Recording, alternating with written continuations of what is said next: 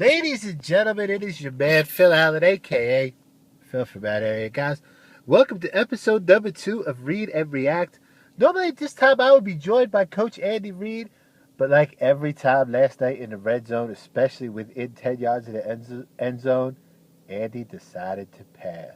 No, I'm kidding. Andy will be with us shortly. But right now, guys, I have brought in the voice of the Philadelphia Eagles, Mr. Merrill, because I know Merrill is going to give you the real rap on this team. Because right now, guys, I'm disgusted. I don't know what to do with myself. I'm looking at a 3-5 football team that could be 1-7, and I'm almost at a loss for words. And anybody who knows me knows that does not happen. Merrill, welcome to the program. How are you? Phil, I am doing well. I'm happy to be here, but I wish that it could be under better circumstances. Boy, what a horrible, awful game we were forced to watch last night. Absolutely, Merle. And where does this team go from here? The news broke today that Howie Roseman back in June signed a 4 or 5 year extension. So we know that Howie Roseman is going to be with this team long term. Can we say the same for half of this program, Mr. Andy Reid? Phil, I wonder about Andy's job security. I know that he was told 8-8 would not be good enough, and at this point, 9-7 would be a big stretch for this team, and I don't know if that's good enough. I got to be honest, Merle. I'm kind of personally hoping that it is not.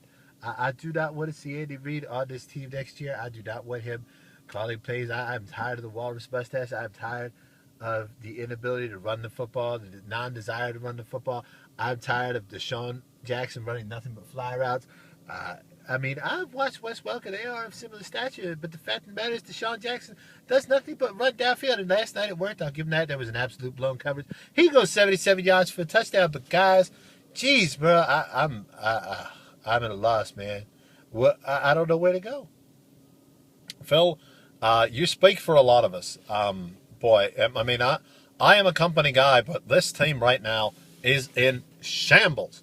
I watch every week with Mike Quick, which in and of itself is a chore, but I'm struggling to find the words to really put in perspective what we have seen this season. Well, thank you so much for joining us. We have got the head coach coming in here in just a minute. Your final thoughts, anything you want to add? Phil, thank you so much for having me, and we look forward to seeing you again and being on again. Reid and React. Bro, thanks so much. Andy, welcome to the show, my friend. How are you? I've been better. And Andy, what's the next step? This is a 3-5 football team now, Andy. Jeff Lurie said the 8-8 is not good enough. Where do we go from here? It's on me. I got to put the guys in a better position to win. Andy, enough of the coach speak, man. We have heard that song and dance already week after week, month after month, year after year for 14 years. Well, when are you going to be honest with the fans, with yourself? When are you going to give an answer that is not an Andy Reid answer, for crying out loud? I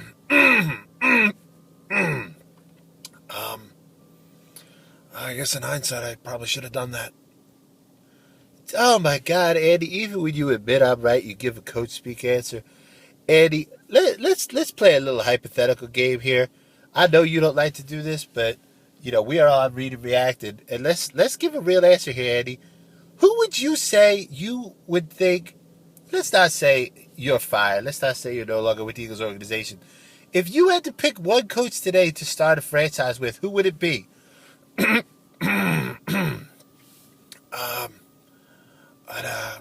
have to say Andy Reid.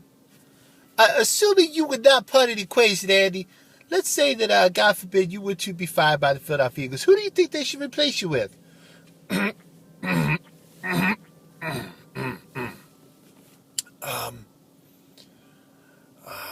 would have to say if I were fired by the Eagles, I think that I would say Andy Reid would be the best replacement. Oh, for God's sake, Andy, give me a real answer, my friend. Who do you like in the National Football League, in the NCAA, who could possibly be a head coach at this level? Well, now you've asked an entirely different question, Phil. I like Dirk Cutter from Atlanta, but I think he's too willing to run the ball. I would say the same for Mike McCoy in Denver, and Chip Kelly at Oregon. Good coach, but they put up 62 points the other night and ran the ball over 50 times. They run that less. I think they could have put up about 100. Andy, my God, do you not understand that running the football is actually legal in the National Football League? I was not aware of that, Phil. All right, guys, we are out of time for this episode of Read and React. Thank you for joining us, and we will catch you next week after what is most likely going to be yet another abysmal loss for this football team. Guys, thanks for joining us.